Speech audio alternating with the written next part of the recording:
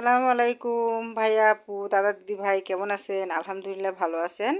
আমি আজকে একটা নতুন রেসিপি আপনাদের সাথে শেয়ার করব, সেটা হলো পাট পাতার পাকুড়া বা বড়া। এখানে আমি দুই ধরনের পাকুড়া বা বড়া বানাবো। এখানে আস্তে আস্তে কিছু পাটের মাথা নিয়েছি, দেখেন এভাবে বানাবো কিছু, আর কিছু কেটে ঝুরি ঝুরি করে নিয়েছি। আগের পাকোড়া বা বড়া বানাতে যে সমস্ত উপকরণগুলো লাগবে সেটা হলো, এখানে নিয়েছি হাফ চামচ জিরার গুঁড়ো, 1 চামচ মরিচের গুঁড়ো, স্বাদ মতো লবণ, 2 চামচ রসুন বাটা, হাফ চামচ আদা বাটা, হাফ চামচ হলুদের গুঁড়ো, আর 1 চা চামচ হলো পাউডার। আর নিয়েছি আমি একটা ডিম, আর নিয়েছি হলো মেজারমেন্ট কাপের 1 কাপ। এই সব উপকরণগুলো লাগবে। তো ভাইয়া আপু আপনাদের কাছে একটাই অনুরোধ করব, ভিডিওটা দেখার আগে একটা লাইক দিয়ে নেবেন এবং না টেনে পুরো ভিডিওটা দেখে নেবেন। এটা একটা ডিম ফাটিয়ে রেখেছি, এখন এই ডিমটা ভেঙে রেখেছি, এখন একটু ফাটিয়ে নেব। চামচ দিয়ে ফাটিয়ে নেওয়া হয়ে গিয়েছে। 1 কাপ বেসন, এটা আমি সম্পূর্ণটাই ঢেলে দেব, দিয়ে আস্তে আস্তে নেড়ে চেড়ে ডিমের সাথে আমি ভালোভাবে মিশিয়ে নেব। আর এর আগে আমি দিয়ে দেবো হলো আগে থেকে যে উপকরণগুলো রেখেছি, এগুলো সবগুলো উপকরণ এর ভিতরে একসাথে মিশিয়ে দেব। দিয়ে দেওয়া হয়েছে, এখন এর ভিতরে অল্প অল্প পানি দিয়ে ব্যাটারটা গুলিয়ে নেব। অল্প পরিমাণে একটু পানি দিয়ে দিচ্ছি। ভাইয়া আপু যারা আমার চ্যানেলটাকে সাবস্ক্রাইব করেছেন তাদেরকে অসংখ্য ধন্যবাদ, আর যারা করেননি প্লিজ আমার চ্যানেলটাকে সাবস্ক্রাইব করে দেবেন। নতুন বন্ধুদের বলবো, ভাইয়া আপু আমি নতুন, আপনারা সবাই আমাকে সাপোর্ট করেন। এভাবে আস্তে আস্তে নেড়ে চেড়ে আমি ব্যাটারটা বানিয়ে নেব। ব্যাটারটা না পাতলা হবে না ঘন হবে। পাতলা হলে পাকোড়াগুলো ভালো হবে না, এবং বেশি ঘন হলেও সেটাও খেতে ভালো লাগবে না। মিডিয়ামভাবে এই ব্যাটারটা আমাকে বানাতে হবে। এখন এভাবে আমি আস্তে আস্তে করে ব্যাটারটা বানিয়ে নেব। আপু দেখেন কি সুন্দরভাবে আমি ব্যাটারটা ভালোভাবে গুলিয়ে নিয়েছি। এভাবে ব্যাটারটা গুলিয়ে নিয়েছি যে না পাতলা না ঘন হয়েছে, এবং মিডিয়ামভাবে বানাতে হবে। আর ভাই আপু যদি আমার ভিডিওগুলো ভালো লাগে তাহলে প্লিজ আমার চ্যানেলটাকে সাবস্ক্রাইব করে দিয়ে আমার পাশে বন্ধু হয়ে থাকবেন। আরেকটা কথা আমি বলবো যে আমি নতুন, আপনারা সবাই আমাকে সাপোর্ট করেন। ভাইয়া আপুদের এই কথাটাই বলবো যে ভাইয়া আপু আপনারা ভিডিওটা দেখার আগে একটা লাইক দিয়ে নেবেন এবং না টেনে পুরো ভিডিওটা দেখে নেবেন। আর যারা এভাবে বানিয়ে খেয়েছেন তো খেয়েছেন, আর যারা খাননি প্লিজ বাসায় ট্রাই করবেন।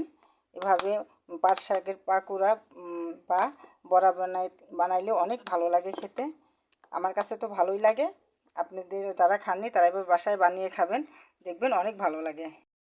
এটা আমি ভালোভাবে গুলিয়ে নিয়েছি, দেখেন কি সুন্দর হয়েছে। এখন আমি একটি প্যান বা কড়াই বসিয়ে রেখেছি, এখন দিয়ে দেব হলো তেল। তেলটা যার যার পরিমাণ মতো দিবেন, আমি আমার পরিমাণ মতো তেল দিয়ে দিচ্ছি প্যানে। তেলটা এখন ভালোভাবে গরম করে নেব। ভালো মতো গরম হয়ে গিয়েছে। থেকে পাটের শাক ধুয়ে পানি ঝরিয়ে রেখেছিলাম, এখন একটা একটা করে এই ব্যাটারের ভিতরে চুবিয়ে নেব। দেখেন এভাবে চুবিয়ে নিয়ে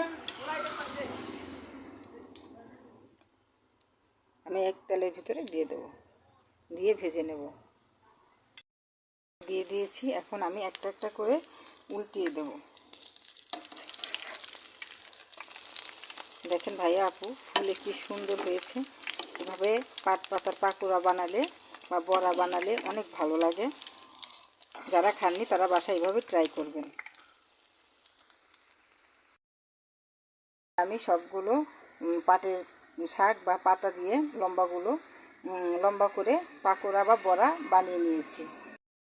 এগুলো উঠিয়ে নেব। বাদ বাকি বেটারটুকু আছে, তার ভিতরে আমি আগে থেকে ধুয়ে কেটে কুচি করে রেখেছিলাম পাট শাক, সেগুলো ভালোভাবে সবগুলো ঢেলে দিয়ে ভালোভাবে মিশিয়ে নেব। আমি সবটুকু শাক ভালোভাবে বেটারের সাথে মিশিয়ে নিয়েছি। এখন আমি এই শাকটা গোল গোল করে তেলের ভিতরে দিয়ে দেব সুন্দর করে। গোল গোল করে আমি সবগুলো বড়া বা পাকোড়া বানিয়ে নেব। গোল গোল করে সবগুলো পাকোড়া বা বড়া দিয়ে দিয়েছি, এখন আমি উল্টিয়ে দেব। সবগুলো পাকোড়া বা বড়া উল্টিয়ে দিয়েছি, পাট শাকের পাকোড়া বা বড়া বানায় খেতে ভালো লাগে, প্লিজ বাসায় ট্রাই করবেন। আর একটা লাইক শেয়ার কমেন্ট করে দিবেন, আর বন্ধু হয়ে আমার পাশে থাকবেন। পাকোড়া বা বড়া ভাজা হয়ে গিয়েছে, এখন আমি একটা প্লেটে সার্ভ করে নেব। আপু এই যে দেখেন, আমি একটা প্লেটে কি সুন্দর সার্ভ করে নিয়েছি। এক পাট শাক দিয়ে 2 রকমের পাকোড়া বা বড়া বানিয়ে নিয়েছি।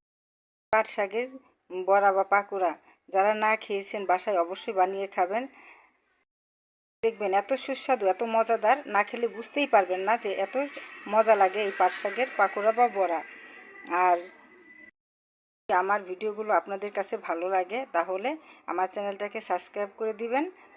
আর নিত্য নতুন ভিডিও পাওয়ার জন্য অবশ্যই আমার চ্যানেলটাকে সাবস্ক্রাইব করবেন, আর একটা লাইক শেয়ার কমেন্ট করে দিবেন। সবাই ভালো থাকবেন। আসসালামু আলাইকুম ওয়া রাহমাতুল্লাহি ওয়া বারাকাতুহু।